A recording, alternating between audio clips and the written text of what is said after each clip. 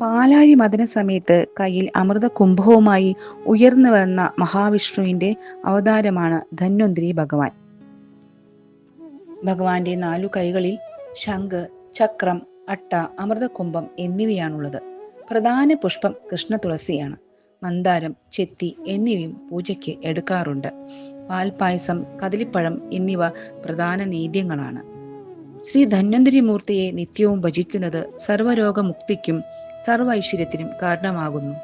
ഔഷധ സേവയോടൊപ്പം ധന്വന്തരി മന്ത്രം ജപിക്കുന്നത് അതിവേഗ രോഗശാന്തിക്ക് അത്യുത്തമമാണ്. ആകുലത, മാനസിക സംഘർഷം, രോഗദുരിതം എന്നിവ അലട്ടുന്നവർക്കുള്ള കൈക്കൊണ്ട ഔഷധമാണ് ശ്രീ ധന്വന്തരി മന്ത്രം.